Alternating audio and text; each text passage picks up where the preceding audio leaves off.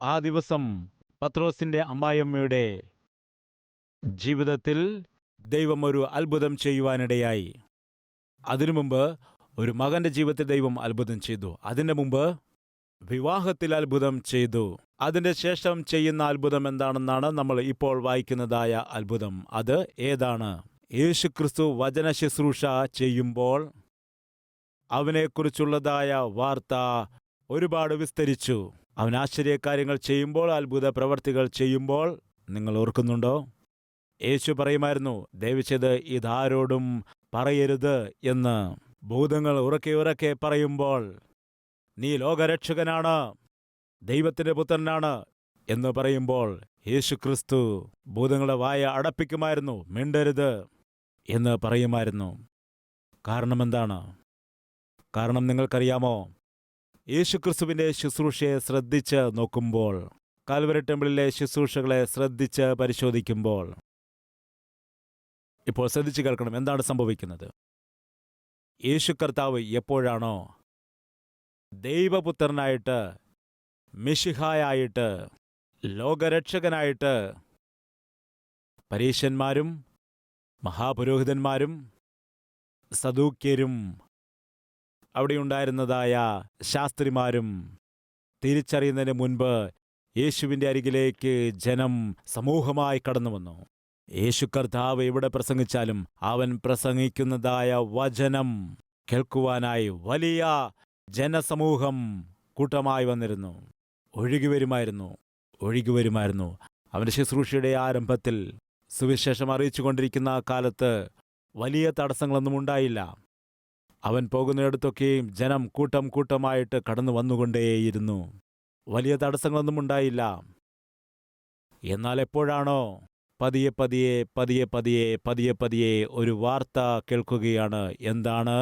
അവൻ പ്രസംഗിക്കുന്ന വചനം കേട്ടുകൊണ്ട് അനേകം ആളുകൾ അവനിലേക്ക് ആകർഷിക്കപ്പെടുന്നു.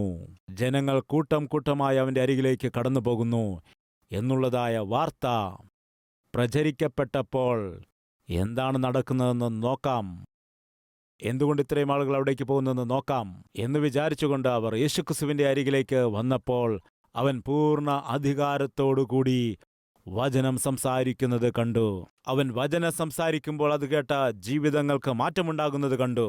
അവൻ ദൈവത്തിൻ്റെ ശക്തിയോടെ ദുരാത്മാവിനെ പുറത്താക്കുമ്പോൾ, അനേകരുടെ ജീവിതത്തിൽ അത്ഭുതങ്ങൾ സംഭവിക്കുമ്പോൾ ഇതവർ കണ്ട് ഗ്രഹിക്കാനിടയായി.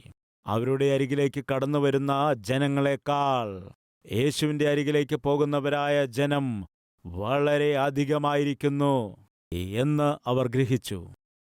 ഓരോ ദിവസം മുൻപോട്ട് ചെല്ലുന്തോറും നമ്മുടെ പ്രാധാന്യം കുറഞ്ഞു പോകുന്നു. ദിനം തോറും നമ്മുടെ അരികിലേക്ക് വരുന്ന ജനം കുറഞ്ഞു പോകുന്നു. ദിനം തോറും നമ്മുടെ അരികിലേക്ക് വന്നിരുന്ന പലരും നമ്മെ വിട്ടിട്ട് യേശുവിൻ്റെ അരികിലേക്ക് കടന്നു പോവുകയാണ്. എല്ലാവരും യേശുവിനെക്കുറിച്ച് തന്നെ സംസാരിക്കുന്നു. അവൻ പ്രസംഗിക്കുന്നതായ വചനത്തെക്കുറിച്ച് സംസാരിക്കുന്നു. അവൻ ചെയ്ത അത്ഭുതങ്ങളെക്കുറിച്ചാണ് സംസാരിക്കുന്നത്. ഇത് ഗ്രഹിച്ചതായ പ്രധാന പുരോഹിതന്മാർ അതിൻ്റെ അർത്ഥമെന്താണ്?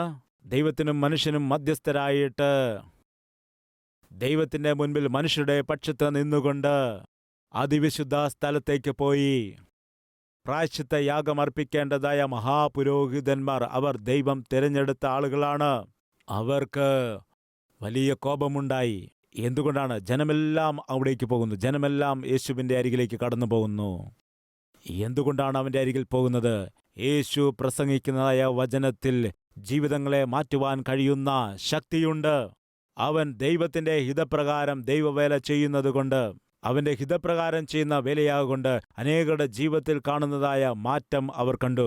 അത് മാനസികമായിട്ടും ശാരീരികമായിട്ടും ഉണ്ടാകുന്ന മാറ്റം കാണാനിടയായി. അതുകൊണ്ട് വലിയ ജനസമൂഹം യേശുക്രിസ്തുവിനെ അനുഗമിക്കുമ്പോൾ അവിടെയുണ്ടായിരുന്ന മഹാപുരോഹിതന്മാർ, അതുപോലെ അവിടെയുണ്ടായിരുന്നതായ ന്യായപ്രമാണ ഉപദേഷ്ടാക്കന്മാർക്കും കോപമുണ്ടായി. എന്തൊരു ജനമാണിത്! ഇവരെവിടെ പോകുന്നു? എന്താണ്? ഒരു വചനം നമുക്ക് വായിക്കാം. യോഹന്നാന്റെ സുവിശേഷം 12-ാം അധ്യായം 9 മുതലുള്ള ചില വാക്യങ്ങൾ വായിക്കാം. അവനവിടെ ഉണ്ടെന്ന് അറിഞ്ഞിട്ട് യഹൂദന്മാരുടെ ഒരു വലിയ പുരുഷാരം യേശുവിൻ്റെ നിമിത്തം മാത്രമല്ല, അവൻ മരിച്ചവരിൽ നിന്ന് ഉയർപ്പിച്ച ലാസറെ കാണുവാനായിട്ടും കൂടെ വന്നു. അവൻ ഹേതുവായി അനേകം യഹൂദന്മാർ ചെന്ന യേശുവിൽ അനേകം യഹൂദന്മാർ അവൻ ഹേതുവായി ചെന്നു. അവർ യേശുവിൽ വിശ്വസിക്കുകയാൽ ആർക്കാണ് കോപം വരുന്നത്? അന്ന് പുരോഹിതന്മാർക്ക് കോപം വന്നു. എന്തുകൊണ്ടാണ്? നമ്മെ ഉപേക്ഷിച്ചിട്ട് ഇവർ യേശുവിൻ്റെ പിന്നാലെ പോകുന്നു എന്ന് പറഞ്ഞിട്ട് മഹാപുരോഹിതന്മാർ കോപിച്ചു. ഇതിനെല്ലാം കാരണം ആരാണ്? ലാസറാണ്. അവൻ ജീവിച്ചില്ലായിരുന്നുവെങ്കിൽ ഈ ലാസർ ഉയർത്തെഴുന്നേറ്റില്ലായിരുന്നുവെങ്കിൽ ഇവരെല്ലാവരും യേശുവിൻ്റെ പിന്നാലെ പോകുകയില്ലായിരുന്നു. അവനെ കൊന്നാൽ തലവേദന തീർന്നു പോകും. ആരെ കൊന്നാലാണ് ഇത്രയും ആളുകൾ യേശുവിൻ്റെ അരികിൽ പോകാനുള്ള കാരണം? ലാസറാകൊണ്ട് അവനെ കൊല്ലുകയാണെങ്കിൽ തലവേദന മാറും. എത്ര ദാരുണമാണ്! ഇതാരാണ് പറയുന്നത്? മഹാപുരോഹിതന്മാർ. ശരി, ജനമെല്ലാവരും അവിടേക്ക് വരുവാൻ കാരണക്കാരൻ ആരാണ്? ലാസറാണ്. അതുകൊണ്ട് ആരെ കൊല്ലണം? ലാസറിനെ കൊല്ലണം. ഇങ്ങനെ പറയുന്നത് ആരാണ്? മഹാപുരോഹിതന്മാർ. അവർ ആരാണ്? ദൈവദാസന്മാർ. ഒരു ദിവസം വിസിറ്റിംഗ് അവേഴ്സിൽ ഒരു സഹോദരൻ എൻ്റെ അരികിൽ വന്നു. പറയുകയാണ്, ബ്രദർ, എനിക്കൊരു കാര്യം പറയണം. എന്താണ് പറയുക? മറ്റൊന്നുമല്ല, കുറച്ച് ആളുകൾ അങ്ങയ്ക്ക് വേണ്ടി പ്രാർത്ഥിച്ചുകൊണ്ടിരിക്കുകയാണ്. അതെന്താണ് അത്ര വിഷമത്തോടെ നീ പറയുന്നത്? ചില ആളുകൾ എന്നെ ഓർത്ത് പ്രാർത്ഥിക്കുന്നുവെങ്കിൽ അത് കേൾക്കുവാനും എനിക്ക് വളരെ സന്തോഷമാണ്. ആരാണ് പ്രാർത്ഥിക്കുന്നത്? കുറച്ച് ദൈവദാസന്മാരാണ് പ്രാർത്ഥിക്കുന്നത്. ദൈവദാസന്മാർ പ്രാർത്ഥിച്ചാൽ എനിക്ക് വലിയ സന്തോഷമല്ലേ? അതെന്തിനാണ് അത്ര വിഷമത്തോടെ ദുഃഖത്തോടു കൂടി നീ പറയുന്നതെന്ന് ചോദിച്ചു. മറ്റൊന്നുമല്ല ബ്രദർ, പ്രാർത്ഥിക്കുകയാണ് ബ്രദർ. ശരി, നല്ലത്. അതല്ല ബ്രദർ, ഏതു വിഷയത്തിനു വേണ്ടിയാണ് പ്രാർത്ഥിക്കുന്നത് പറയുക. നിങ്ങൾ മരിക്കാൻ വേണ്ടിയാണ് ബ്രദർ പ്രാർത്ഥിക്കുന്നത്. എൻ്റെ ചെവി കൊണ്ട് ഞാൻ കേട്ട കാര്യമാണ്. നിങ്ങൾ മരിക്കേണ്ടതിന് വേണ്ടി പ്രാർത്ഥിക്കുകയാണെന്ന്. പ്രിയ സഹോദരീ സഹോദര, ഇതെനിക്ക് പുതുമയുള്ളതല്ല. എന്തുകൊണ്ടെന്നാൽ വേദപുസ്തകം നോക്കുമ്പോൾ ഏത് വ്യക്തിയാണോ യേശുവിൻ്റെ അരികിലേക്ക് അനേകരെ ആകർഷിച്ചത്, ആ വ്യക്തിയെ കൊല്ലേണ്ടതിന് വേണ്ടി ആ കാലത്ത് തന്നെ മഹാപുരോഹിതന്മാരും മറ്റുള്ളവരുമൊക്കെ പരിശ്രമിച്ചിരുന്നു. അതുതന്നെയാണ് റിപ്പീറ്റാകുന്നത്. അതൊരു വിചിത്രമായ കാര്യമല്ല, വലിയ ഒരു വാർത്തയുമല്ല. അതിനുശേഷം എന്താണ് സംഭവിച്ചത് നോക്കാം. അവിടെ വ്യക്തമായിട്ട് എഴുതിയിരിക്കുന്നു, നമ്മെ വിട്ടിട്ട് യേശുവിൻ്റെ അരികിലേക്ക് പോകുവാൻ കാരണക്കാരൻ ആരാണ്? ലാസർ. എന്നാൽ അവനെ കൊന്നുകളയാം. ഇത് സാധാരണമാണ്, സ്വാഭാവികമാണ്.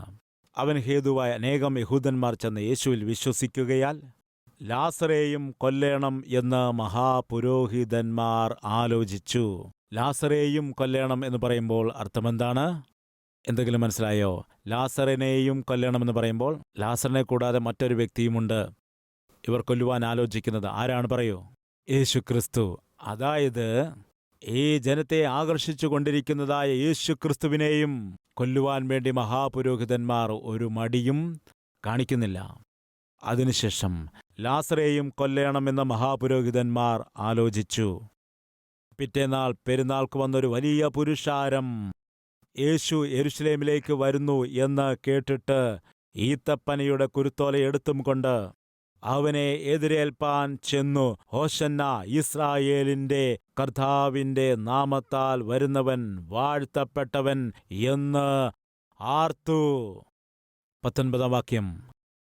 ആകയാൽ പരീശന്മാർ തമ്മിൽ പറയുകയാണ്. എന്താണെന്ന് വെച്ചാൽ, നമുക്ക് ഒന്നും തന്നെ സാധിക്കുന്നില്ലല്ലോ എന്ന്. നോക്കൂ, യേശുവിൻ്റെ അരികിൽ ജനം വരാതെ പല കാര്യങ്ങളും ചെയ്യാനിടയായി. യേശുവിനെ തടുക്കുവാനായിട്ട് ശ്രമിച്ചു. ലാസറിനെയും കൊല്ലുവാനായി ശ്രമിച്ചു. യേശുവിനെയും കൊല്ലുവാനായി ശ്രമിച്ചു.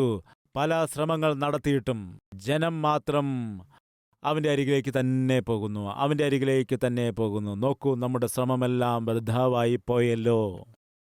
എന്താണ് മനസ്സിലാകുന്നത്? അന്ന് കർത്താവായ യേശുക്രിസ്തു വചനം പ്രസംഗിച്ച സമയം വലിയ ജനക്കൂട്ടം അവൻ്റെ അരികിലേക്ക് പോകുമ്പോൾ ജനക്കൂട്ടം അവൻ്റെ അരികിലേക്ക് പോകാതിരിപ്പാൻ അന്നുണ്ടായിരുന്നതായ ന്യായപ്രമാണ ഉപദേഷ്ടാക്കന്മാരും പരീശന്മാരും മഹാപുരോഹിതന്മാരും പലവിധ ശ്രമങ്ങളും നടത്തി. ഭൂതങ്ങളെ പുറത്താക്കുമ്പോൾ പറയുകയാണ്, എന്തുകൊണ്ട് സാധിക്കില്ല? ഭൂതങ്ങളുടെ രാജാവല്ലേ അവൻ? ആരാണെന്നാണ് പറയുന്നത്? യേശുക്രിസ്തു അവൻ ഭൂതങ്ങളുടെ രാജാവാണെന്ന്. ഇങ്ങനെ പലതരത്തിൽ യേശുക്രിസ്തുവിനെ നിന്ദിക്കാനിടയായി. എന്തുകൊണ്ടാണ്? ഈ രീതിയിൽ യേശുക്രിസ്തുവിനെക്കുറിച്ച് നെഗറ്റീവായിട്ട് സംസാരിച്ചാൽ, യേശുക്രിസ്തുവിനെക്കുറിച്ച് തെറ്റായിട്ട് സംസാരിക്കുകയാണെങ്കിൽ അവൻ്റെ അരികിലേക്ക് വരുന്നതായ ആളുകൾ കുറയും. അതിനുവേണ്ടി എത്രയോ ശ്രമങ്ങൾ നടത്താനായി എത്രയോ പരിശ്രമങ്ങൾ അവർ ചെയ്യുവാനിടയായി. ഒരു ദിവസം യേശു വചനം സംസാരിക്കാൻ കടന്നു വന്നപ്പോൾ പറഞ്ഞു, ഇവിടെ നീ വചനം സംസാരിക്കരുത്, ഇവിടെ നീ ഉപദേശിക്കുവാൻ പാടില്ല എന്ന് പറഞ്ഞുകൊണ്ട് യേശുക്രിസ്തുവിനെ വചനം സംസാരിക്കുന്നതിൽ നിന്ന് തടഞ്ഞു. ഇവർ ചെയ്തു വന്നതായ പ്രവർത്തികൾ, ഇവർ ചെയ്തു വന്നതായ കുതന്ത്രങ്ങൾ, അവരുടെ ദുഷ്ടപ്രവർത്തികൾ അവസാനം എവിടെ വരെ എത്തിച്ചേർന്നുവെന്നറിയാമോ? യേശുക്രിസ്തുവിൻ്റെ അരികിലേക്ക് കടന്നു വന്നിരുന്നതായ ജനം ഇവർ ചെയ്യുന്നതായ തടസ്സങ്ങളും ഇവരുടെ ദുഷ്ടപ്രവർത്തികളുമൊക്കെ സഹിക്കവയ്യാതെ യേശുക്രിസ്തുവിൻ്റെ അരികിലേക്ക് കടന്നു വന്നുകൊണ്ടിരുന്നതായ ജനം ഓരോ ദിവസം തോറും കുറയുവാനിടയായി. ആദ്യ സംവത്സരം യേശുക്രിസ്തുവിൻ്റെ പിന്നാലെ വന്ന ജനസമൂഹം വളരെ കൂടുതലായിരുന്നു. എന്നാൽ രണ്ടാമത്തെ വർഷമായപ്പോഴേക്കും യേശുവിൻ്റെ അരികിലേക്ക് വന്നിരുന്നതായ ജനത്തെ വരാതിരിപ്പാൻ ഒരുപാട് പരിശ്രമങ്ങൾ നടത്തി. ആരാണ്? മഹാപുരോഹിതന്മാരും പരീശന്മാരും ന്യായപ്രമാണ ഉപദേഷ്ടാക്കന്മാരും. അവസാന വർഷത്തിലേക്ക് കടന്നു വന്നപ്പോൾ യേശുക്രിസ്തുവിൻ്റെ അരികിലേക്ക് വരുന്നവരെ ഏതെല്ലാം രീതിയിൽ തടയുവാൻ കഴിയുമായിരുന്നോ അങ്ങനെ തടയാനിടയായി. അവസാനമായപ്പോഴേക്കും യേശുക്രിസ്തു ഗെത്സമന തോട്ടത്തിലേക്ക് പ്രാർത്ഥിക്കുവാൻ പോയ സമയത്ത് തൻ്റെ ശിഷ്യന്മാരെ നോക്കിയിട്ട് പറഞ്ഞു, നിങ്ങൾ പരീക്ഷയിൽ അകപ്പെടാതിരിപ്പാൻ ഉണർന്ന് പ്രാർത്ഥിപ്പീൻ എന്ന് പറഞ്ഞപ്പോൾ യേശുക്രിസ്തു വലിയൊരു ദുർമാർഗിയാണെന്നും യേശുക്രിസ്തു വലിയൊരു ദുഷ്ടനാണെന്നും യേശുക്രിസ്തു കാരണം ദേശം തന്നെ നശിച്ചു പോകുന്നെന്ന് പറഞ്ഞ് ഇല്ലാത്തതായ വാർത്തകൾ സൃഷ്ടിച്ചുകൊണ്ട്, ഇല്ലാത്തതായ ആരോപണങ്ങൾ നടത്തിക്കൊണ്ട്, ഇല്ലാത്തതായ ബന്ധനങ്ങൾ ഉണ്ടാക്കി ഭരണം നടത്തിക്കൊണ്ടിരുന്നതായ റോമ ചക്രവർത്തിമാരിൽ നിന്ന് അധികാരികളെയും സൈന്യത്തെയും കൂട്ടിക്കൊണ്ടുവന്ന് യേശുക്രിസ്തുവിനെ ഒരു ബന്ദി എന്ന രീതിയിൽ ബന്ധിച്ചതായ ആ രാത്രിയിൽ അവസാനം അത് കണ്ടുനിന്നതായ ശിഷ്യന്മാരും യേശുവിനെ വിട്ടിട്ട് ഓടിപ്പോയി. യേശുവിനെ ഒറ്റപ്പെടുത്തുവാൻ ഇടയായി. ആ കാലത്തുണ്ടായിരുന്ന മഹാപുരോഹിതന്മാരും അന്നുണ്ടായിരുന്ന പരീശന്മാരും ന്യായപ്രമാണത്തെ ഉപദേശിച്ചിരുന്ന ആളുകളും ലോകരക്ഷകനായിരിക്കുന്ന യേശുക്രിസ്തുവിനെ കുറ്റാരോപണങ്ങൾ നടത്തി അപമാനിച്ച് നിന്ദിച്ച് ഇല്ലാത്തതായ വാർത്തകളെ സൃഷ്ടിച്ച് യേശുക്രിസ്തുവിനെ ഒറ്റപ്പെടുത്താനിടയായി. സഭയെ നിങ്ങൾ മനസ്സിലാക്കുക, എവിടെയാണോ യഥാർത്ഥമായ ദൈവവേല നടക്കുന്നത്, എവിടെയാണോ യഥാർത്ഥമായ ദൈവവചനം പ്രസംഗിക്കപ്പെടുന്നത്, എവിടെയാണോ ദൈവത്തിൻ്റെ നാമം മഹത്വപ്പെടുന്നത്, അവിടെ തന്നെ ആ വ്യക്തിയുടെ മേൽ, ആ സഭയുടെ മേൽ, ആ ശുശ്രൂഷയുടെ മേൽ പിശാചും പിശാചിന്റെ മനുഷ്യരും സാധാരണമായിട്ടും സ്വാഭാവികമായിട്ടും ആക്രമണം നടത്താനായി ശ്രമിക്കും. അന്ന് യേശുക്രിസ്തുവിന്റെ മേൽ അതാണ് സംഭവിച്ചത്. ഇന്ന് എവിടെയാണോ സത്യമായ സുവിശേഷം അറിയിക്കുന്ന ദൈവദാസന്മാർ ഉള്ളത്, എവിടെയാണോ നശിച്ചുപോകുന്ന ആത്മാക്കളെ ഓർത്തുകൊണ്ട് വളരെ വിഷമത്തോടെ ആത്മാഭാരത്തോടുകൂടി വചനശുശ്രൂഷ ചെയ്യുന്ന ദൈവദാസന്മാർ ഉള്ളത്, നശിച്ചുപോകുന്ന ആത്മാക്കളെ രക്ഷിച്ചെടുക്കുവാനായി ദാഹിക്കുന്ന ദൈവദാസന്മാരാകട്ടെ, സഭയാകട്ടെ, എവിടെ അവർ ഉണ്ടായാലും ആ ദൈവവേലയുടെ മേൽ, ആ ദൈവദാസന്മാരുടെ മേൽ പല പല ആക്രമണങ്ങൾ നടക്കും. അവരുടെ കെണികളിൽ ഒന്നാണ് കുപ്രചരണം. ഇല്ലാത്തതായ വാർത്തകൾ സൃഷ്ടിക്കുന്നു, പലതരത്തിലുള്ള കെണികൾ ഒരുക്കുന്നു, ഇല്ലാത്ത നിന്ദകൾ ആരോപിക്കുന്നു. എൻ്റെ കർത്താവായ യേശുക്രിസ്തു പോലും ഇത് നേരിട്ടു. യേശുക്രിസ്തുവിനെ അനുഗമിച്ച ശിഷ്യന്മാർക്കും ഇത് ഉണ്ടായി. വളരെ ഉത്സാഹത്തോടെ ജീവിച്ച് ദൈവവേല ചെയ്ത പൗലോസിന്റെ ജീവിതത്തിലും ഇത് ഉണ്ടായി. ക്രിസ്തുവിനു വേണ്ടി ജീവിക്കണം, യേശുവിന്റെ വേല ചെയ്യണം, നശിച്ചു പോകുന്ന ആത്മാക്കളെ രക്ഷയിലേക്ക് നടത്തണം എന്നാഗ്രഹിക്കുന്ന എല്ലാ ദൈവദാസന്മാർക്കും ഇതുണ്ടാകും. ഈ ദൈവദാസനും ഇത് ഉണ്ടാകും. ഇത് സാധാരണമായിട്ട് ബൈബിളിൽ നമ്മൾ കണ്ടുവരുന്നതായ രീതിയാണ്. യേശു കർത്താവ് അന്ന് ശുശ്രൂഷ ചെയ്തുകൊണ്ടിരിക്കുമ്പോൾ ആ ശുശ്രൂഷയെ കണ്ടതായ ആളുകൾ, ആ വചനം കേട്ട ആളുകൾ, അവനിലുള്ള ശക്തിയെ തിരിച്ചറിഞ്ഞ ആളുകൾ കൂട്ടം കൂട്ടമായിട്ട് വലിയ ജന സമൂഹമായിട്ട് വന്ന് യേശുവിൻ്റെ അരികെ വചനം കേൾക്കുന്ന നല്ല ദിവസങ്ങളായിരുന്നു കുറച്ചു കാലം. പ്രിയ സഹോദരീ സഹോദര, അന്ന് ജനസമൂഹം ഒരു കൂട്ടർ യേശുവിൻ്റെ വചനം കേൾക്കുവാൻ ആഗ്രഹിക്കുന്നു. മറ്റു ചിലരാണെങ്കിലോ വിടുതലിനു വേണ്ടി മാത്രം യേശുവിൻ്റെ അരികിലേക്ക് കടന്നു വരുന്നവർ. അവർ യേശുവിനെ തിക്കിത്തിരക്കിക്കൊണ്ടിരിക്കുമ്പോൾ അവർ യേശുവിൻ്റെ അരികിലേക്ക് കടന്നു വന്നതിൻ്റെ കാരണം എന്താണ്? പറയുക എന്താണ്? മാർക്കോസിന്റെ സുവിശേഷം 3-ാം അധ്യായത്തിന്റെ 10-ാം വാക്യത്തിൽ എന്താണുള്ളത്? അവരെല്ലാവരും അവനെ തൊടേണ്ടതിനും അവൻ തൊട്ടാൽ സൗഖ്യം ലഭിക്കുമെന്നും ഇങ്ങനെ ശാരീരികമായ വിടുതലുകൾക്ക് വേണ്ടി യേശുവിൻ്റെ അരികിലേക്ക് വന്നതായിട്ട് നമുക്ക് കാണുന്നു. ലൂക്കോസിന്റെ സുവിശേഷം 5-ാം അധ്യായത്തിലും അതാണ് കാണുന്നത്. അവനെ തിക്കിത്തിരക്കുന്നതിന്റെ കാരണം സൗഖ്യം വേണം. അവന്റെ വചനം അവർക്ക് ആവശ്യമില്ല. അവന്റെ സന്ദേശം ഞങ്ങൾക്ക് വേണ്ട. അവൻ നൽകുന്ന സ്വർഗീയ ജീവിതം ഞങ്ങൾക്ക് വേണ്ട. പിന്നെയോ ഞങ്ങളുടെ തലവേദന മാറണം, ഞങ്ങളുടെ വയറുവേദന മാറണം, മറ്റു ചില രോഗങ്ങൾ മാറണം. രോഗം മാറാനാണ് യേശുവിൻ്റെ അരികിലേക്ക് അവർ വന്നത്. അല്ലാതെ പാപം ക്ഷമിച്ച് നിത്യജീവനിലേക്ക് നയിക്കാൻ കഴിയുന്ന യേശുവിൻ്റെ അരികിലേക്ക് അവർ വന്നില്ല. അത് ദൗർഭാഗ്യകരമാണ്. എന്നാൽ ഈ കാലത്തും ചില സഭകളിൽ വചനത്തിനു വേണ്ടി വരുന്നില്ല, രക്ഷയ്ക്ക് വേണ്ടി പലരും വരുന്നില്ല. ജീവിതങ്ങളെ മാറ്റിയെടുക്കണം, രക്ഷ പ്രാപിച്ചെടുക്കണം, വിശുദ്ധിയോടെ ജീവിക്കണം, വിശ്വാസത്തിൽ ജീവിക്കണം, അതേ വചനം സംസാരിക്കുന്ന സഭകളിലേക്ക് പോകണം. ഇങ്ങനെ ആഗ്രഹിക്കുന്നവർ എത്ര പേരുണ്ട്? ഇന്ന് പലയിടങ്ങളിലും ആലയത്തിലേക്ക് പോകുന്ന ആളുകളും ആത്മീയ ജീവിതത്തിൻ്റെ വളർച്ചയ്ക്ക് വേണ്ടിയല്ലാതെ, നിത്യജീവനെ പ്രാപിക്കേണ്ടതിനു വേണ്ടിയല്ലാതെ, ശാരീരികമായിട്ടുള്ളതായ ആവശ്യങ്ങൾ നിറവേറ്റുവാനായിട്ട് പലരും പോകുന്നു. ദൗർഭാഗ്യകരം എന്താണെന്ന് വെച്ചാൽ, ഭൗതികമായ ആവശ്യങ്ങൾ നിറവേറ്റേണ്ടതിനു വേണ്ടി മാത്രമാണ് ചിലർ ദൈവവേല ചെയ്യുന്നത്. ആത്മാക്കളുടെ രക്ഷയെ മാറ്റിവെച്ചിരിക്കുന്നു, നിത്യജീവനെ മാറ്റിവെച്ചിരിക്കുന്നു. ഭൗതികമായ കാര്യങ്ങളെക്കുറിച്ച് മാത്രം കടന്നുവന്ന ആളുകളോട് പ്രസംഗിച്ചുകൊണ്ടേയിരിക്കുന്നു. അതുകൊണ്ടാണ് ബൈബിളിൽ ഇങ്ങനെ രേഖപ്പെടുത്തിയിരിക്കുന്നത്. നമുക്കത് നോക്കാം. മത്തായിയുടെ സുവിശേഷം 7-ാം അധ്യായം 21-ാമത്തെ വാക്യം വായിക്കുകയാണ്. എന്നോട് കർത്താവേ കർത്താവേ എന്നു പറയുന്നവൻ ഏവനുമല്ല, സ്വർഗസ്ഥനായ എൻ്റെ പിതാവിൻ്റെ ഇഷ്ടം ചെയ്യുന്നവൻ അത്രേ സ്വർഗരാജ്യത്തിൽ കടക്കുന്നത്. സ്വർഗസ്ഥനായ പിതാവിൻ്റെ ഇഷ്ടം ചെയ്യുന്നവനാണ്. 22-ാമത്തെ വാക്യം വായിക്കുകയാണ്. കർത്താവേ കർത്താവേ നിന്റെ നാമത്തിൽ ഞങ്ങൾ പ്രവചിക്കുകയും നിന്റെ നാമത്തിൽ ഭൂതങ്ങളെ പുറത്താക്കുകയും നിന്റെ നാമത്തിൽ വളരെ വീര്യപ്രവർത്തികൾ പ്രവർത്തിക്കുകയും ചെയ്തില്ലയോ എന്നു പലരും ആ നാളിൽ എന്നോട് പറയും. അത്ഭുതങ്ങൾ ചെയ്തില്ലയോ എന്ന് ചോദിക്കും. ആ നാളിൽ എന്താണ് പറയുന്നത്? ചിലരെന്നാണോ അതോ പല വ്യക്തികളുമെന്നാണോ ഉള്ളത്? ഉറക്കെ പറയുക. ആ കാലത്ത് പലരും എന്നെ നോക്കിയിട്ട്, കർത്താവേ എന്നെ ഓർക്കുന്നില്ലേ? ഞങ്ങൾ നിന്റെ നാമത്തിൽ പ്രവചിച്ചവരാണ്, നിന്റെ നാമത്തിൽ ഭൂതങ്ങളെ പുറത്താക്കിയവർ, നിന്റെ നാമത്തിൽ അത്ഭുതങ്ങളെ ചെയ്തവർ. ഞങ്ങളെ നീ തിരിച്ചറിഞ്ഞോ? അപ്പോൾ യേശുവിൻ്റെ മറുപടി എന്താണ്? അന്ന് ഞാൻ അവരോട്, ഞാൻ ഒരു നാളും നിങ്ങളെ അറിഞ്ഞിട്ടില്ല. അധർമ്മം പ്രവർത്തിക്കുന്നവരെ എന്നെ വിട്ട് പോകുവീൻ. ശ്രദ്ധിച്ച് കേൾക്കുക. എന്താണ് പറഞ്ഞത്? ഞങ്ങൾ പ്രവചിച്ചിട്ടില്ലയോ? 2, ഭൂതങ്ങളെ പുറത്താക്കിയില്ലയോ? 3, അത്ഭുതങ്ങൾ ചെയ്തില്ലയോ? ഇവർ ചെയ്തു. ഇവർ ഭൂതങ്ങളെ പുറത്താക്കി, അത്ഭുതങ്ങളെ ചെയ്തു. പിന്നെയോ പ്രവചിച്ചു. എന്നാൽ അത്ഭുതങ്ങളെക്കാൾ, ഭൂതങ്ങളെ പുറത്താക്കുന്നതിനേക്കാൾ, പ്രവചിക്കുന്നതിനേക്കാൾ യഥാർത്ഥമായ കാര്യം എന്താണ് പറയുക? ദൈവത്തിൻ്റെ വചനമാണ്. ഇത് കാണുന്നുണ്ടോ? കർത്താവേ നിന്റെ വചനം ഞങ്ങൾ പ്രസംഗിച്ചില്ലയോ? അവർ പ്രസംഗിച്ചില്ല. വചനത്തിന് 1-ാം സ്ഥാനം കൊടുത്തില്ല. നശിച്ചു പോകുന്ന ആത്മാക്കൾ രക്ഷിക്കപ്പെടേണ്ടതിനു വേണ്ടി ശുദ്ധമായ ശക്തിയുള്ളതായ ദൈവത്തിൻ്റെ വചനത്തെ പ്രസംഗിച്ചില്ല. വചനം അറിയിക്കാനായി ശ്രമിച്ചില്ല. നശിച്ചു പോകുന്ന ആത്മാക്കൾ രക്ഷിക്കപ്പെടണമെന്നുള്ളതായ ദാഹം അവർക്കില്ലായിരുന്നു. അതുകൊണ്ട് അവിടെ എന്താണ് എഴുതിയിരിക്കുന്നതെന്നറിയാമോ? അന്ന് പലരും എൻ്റെ അരികിലേക്ക് വരും, വന്നിട്ട് പറയും, കർത്താവ് എന്നെ ഓർക്കുന്നില്ലേ? ഞാൻ എത്ര ഫേമസ് ആയിരുന്നുവെന്ന് അറിയുകയില്ലേ? എത്ര വലിയ ദൈവവേല ചെയ്തുവെന്ന് നിനക്കറിയില്ലേ?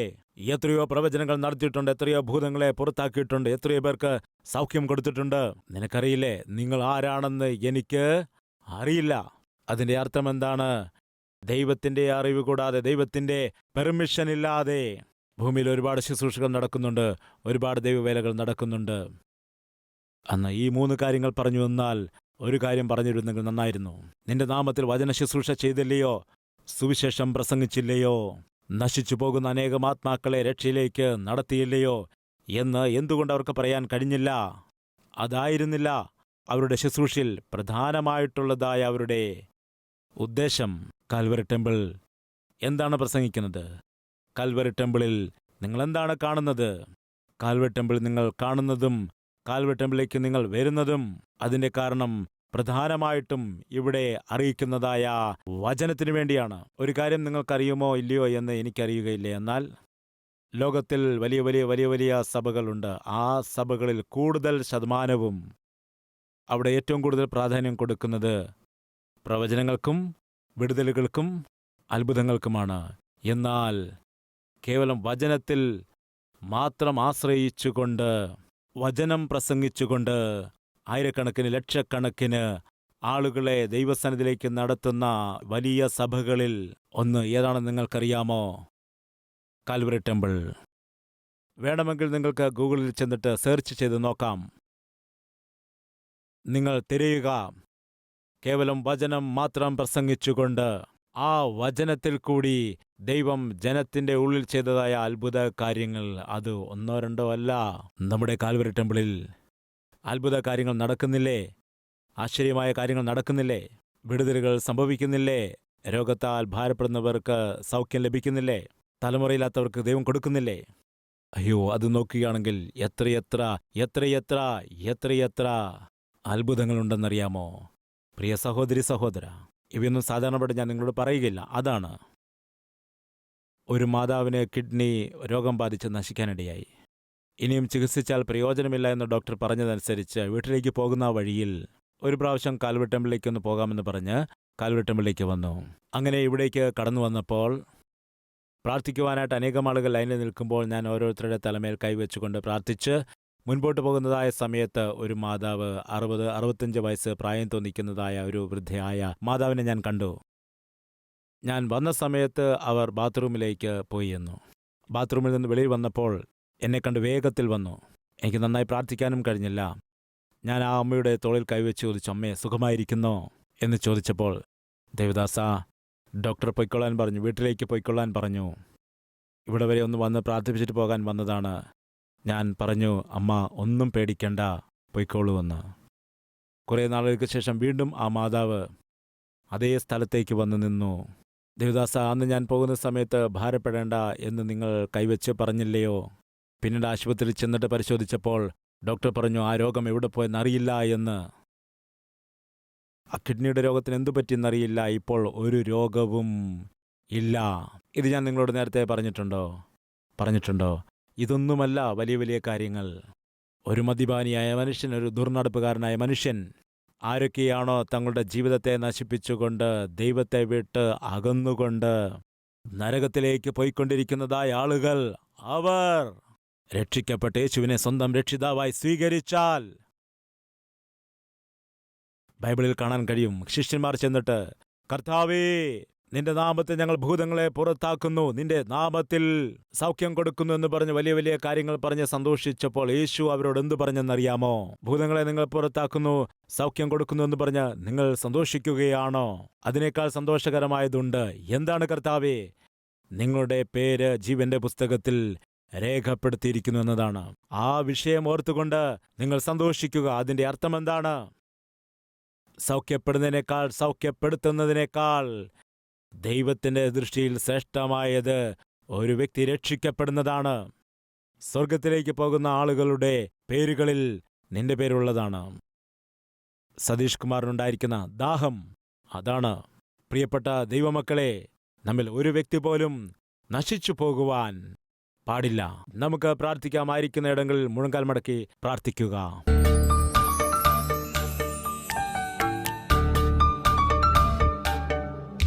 യേശുവേ, നീ വ്യക്തമായി സംസാരിച്ചല്ലോ, നീ ലളിതമായി സംസാരിച്ചല്ലോ, എന്നോട് തന്നെ നീ സംസാരിച്ചല്ലോ. കർത്താവേ, ആ കാലത്ത് തന്റെ മകൻ കാരണം ആ പിതാവ് കരഞ്ഞു.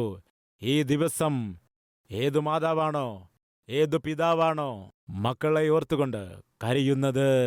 ദൈവമേ, ഞങ്ങളുടെ മക്കളെ ദർശിക്കണമേ, ഞങ്ങളുടെ മക്കളോട് കരുണ കാണിക്കണമേ, ഞങ്ങളുടെ മക്കളെ രക്ഷിക്കണമേ, ഞങ്ങളുടെ മക്കളെ കരുതണമേ, ഞങ്ങളുടെ മക്കളെ പരിപാലിക്കണമേ, അവരുടെ ആത്മീയതയെ ബലപ്പെടുത്തണമേ. അവരുടെ പഠനങ്ങളിൽ വിജയത്തെ കൊടുക്കണമേ. കർത്താവ്, ഏത് അത്ഭുതമാണോ നീ ഞങ്ങൾക്കായി ഒരുക്കി വച്ചിരിക്കുന്നത്, ആ അത്ഭുതത്തെ പ്രാപിച്ചെടുത്തുകൊണ്ട് നിന്റെ നാമമഹത്വത്തിനു വേണ്ടി എല്ലാവരുടെയും മധ്യയിൽ ഭാഗ്യകരമായ ജീവിതം എല്ലാ വ്യക്തികളും ജീവിക്കേണ്ടതിനായി സഹായിക്കണമേ എന്ന് പ്രാർത്ഥിക്കുന്നു. ഞങ്ങളുടെ പ്രാണ ആത്മ ശരീരങ്ങളിൽ ഉണ്ടായിരിക്കുന്ന സകല ആവശ്യങ്ങളെയും നിറവേറ്റണമേ. യേശുക്രിസ്തുവിൻ്റെ നാമത്തിൽ അപേക്ഷിക്കുന്നു പിതാവേ, ആമേൻ.